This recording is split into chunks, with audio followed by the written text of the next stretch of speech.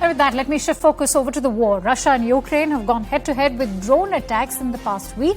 Most recently, a Russian chemical tanker has been reportedly hit by Ukrainian drones in the Kerch Strait. Earlier this week, a skyscraper in Russia's capital of Moscow was attacked by a drone for the second time in 2 days. Russia's defense ministry has blamed Ukraine.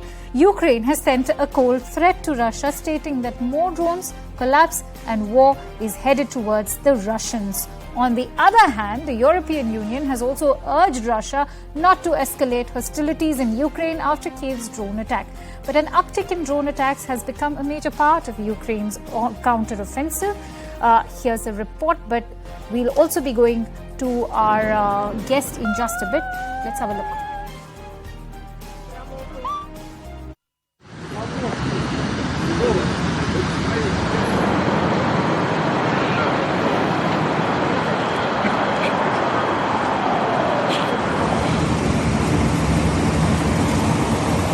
Агрид произошел взрыв позавчера. А нам так показали, и мы идем только туда, только вот идем, и, короче, и сразу взрыв такой. Мы сразу как побежали, там уже осколки, уже дым сразу наверх пошел. И уже как бы начали подъезжать уже служба безопасности, вот так, и, ну, осколки были очень большие. Их аж собирали, там стояли.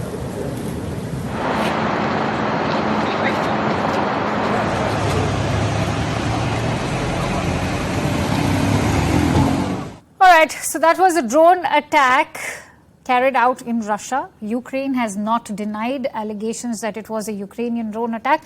But what do these drone attacks mean, not just for the war, but also especially for Ukraine's counteroffensive? Let's try and get in a sense of perspective. And for that, let me introduce Bishop Garrison, who's the National Security who's part of the National Security Institute, and he's joining me live right now. Bishop, thank you for joining in. Let's talk about the war in Ukraine, which has also highlighted the game-changing effect of drones on warfare, whether as air power or ammunition. Of course, we've seen it become part of earlier wars as well, but how do you assess the use of drones in the war in Ukraine? Yes, absolutely. The technology that they're getting from the West is continuing to have a direct effect on this activity, and we're going to continue to see the armies leverage whatever they have at their means to find victory in this sense. And drones have long been on the battlefields now, so it's not a surprise that we're continuing to see them within this conflict. They're ubiquitous. They're generally inexpensive when you're talking about large-scale war, and they are going to be utilized in a variety of ways, whether they're delivering munitions or delivering supplies and logistical routes, or whether they're being used in this type of warfare as well. All right, Garrison, potential challenges for the international community remain several, because with drones as a new evolving warfare, you're looking at greater tactical challenges. Take us through what is the challenge now for the international community.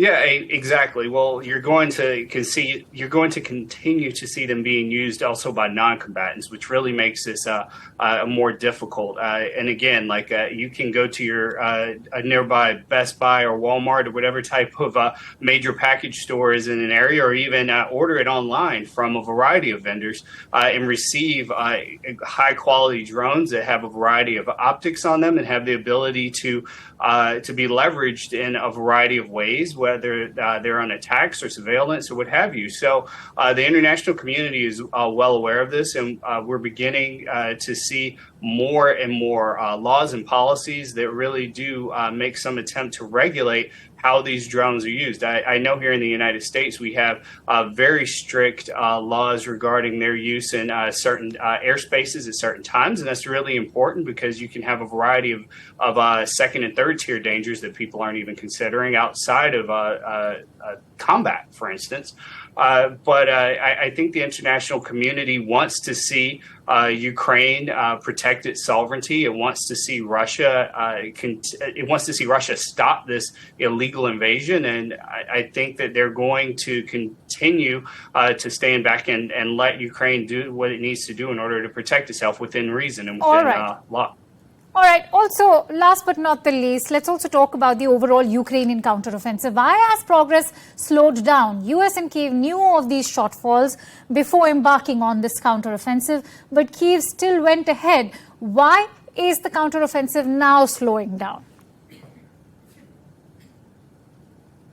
Well, yeah, absolutely. They weren't going to stand back and just play defense the entire time here. Look, it's an actual physical kinetic war. This is kinetic activity, and they're coming up against minefields. They're coming against other types of obstacles that are slowing down the progression, and that's natural, and that to some degree is to be expected. Additionally, they're using Western technology. Some of it may be new to some of their soldiers, and they're becoming more accustomed to the weapon systems and platforms that are necessary for them to find success in this fight. So we're going to continue to see some level of progress, and I don't think that the commanders there want to necessarily show their hand either. They don't want maybe the world to know all of the intelligence side on this as to how much progress they are making at any given time, but they are a very well-trained organization or well-trained army, and they are making progress as we're continuing to see the information even coming out of